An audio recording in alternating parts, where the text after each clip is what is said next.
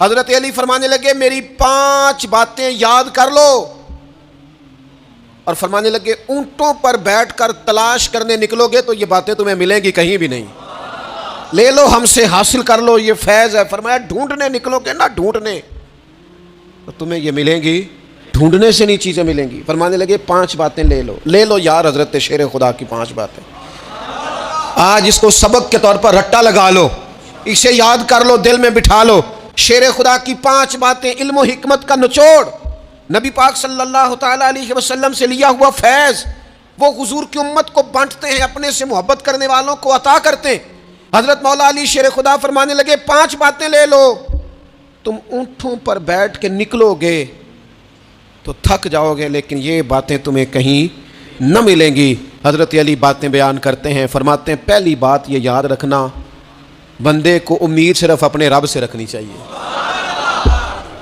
جیت جاؤ گے دوستو دنیا میں اگر یہ بات آ گئی، بچ جاؤ گے، دل ٹھنڈا رہے گا، بے قراریاں، بے چینیاں، پریشانیاں جان چھوڑ جائیں گی۔ امید صرف اپنے رب سے رکھو۔ حضرت مولا علی شیر خدا رضی اللہ تعالیٰ عنہ دوسری بات بیان کرتے ہیں، فرماتے ہیں اپنے گناہوں سے ڈرا کرو۔ تم غریب ہونے سے ڈرتے ہو، تم تنگ دستی سے ڈرتے ہو، تم لوگوں کی دشمنی سے ڈرتے ہو، اپنے گناہوں سے ڈرو، کہیں ایسا نہ ہو کہ تمہاری نافرمانیاں رب کی ناراضگی کا سبب بن جائیں، اپنے گناہوں سے ڈرو۔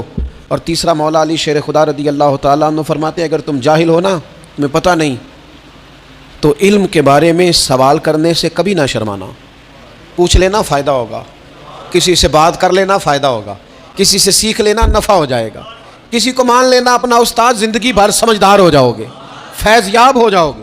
اور حضرت علی شیر خدا چوتھی بات ارشاد فرماتے ہیں، یہ علماء کے لیے فرمایا اگر عالم کو کسی مسئلے کا علم نہ ہو تو غلط بات نہ بتائے، بلکہ کہہ دے واللہ اعلم، اللہ بہتر جانتا ہے۔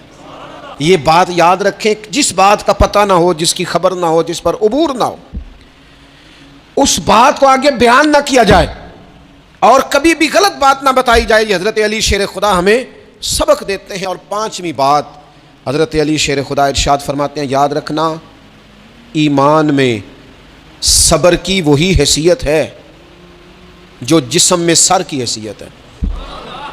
اپنی زندگی صبر کے ساتھ گزارنا، زندگی میں کبھی بے صبرے نہ ہونا، حوصلہ نہ چھوڑ جانا۔ صبر بزدلی نہیں ہوتا، صبر تو اچھی تدبیر کو کہتے ہیں، صبر تو رب کریم کے فیصلے کے انتظار کو کہتے ہیں، صبر تو اللہ کی مدد کے نازل ہونے کے انتظار کو کہتے ہیں۔ فرمایا جو تمہارے جسم میں سر کا مقام ہے وہی ایمان میں صبر کا مقام ہے۔ یہ مولا علی شیر خدا نے ہمیں 5 باتیں دی۔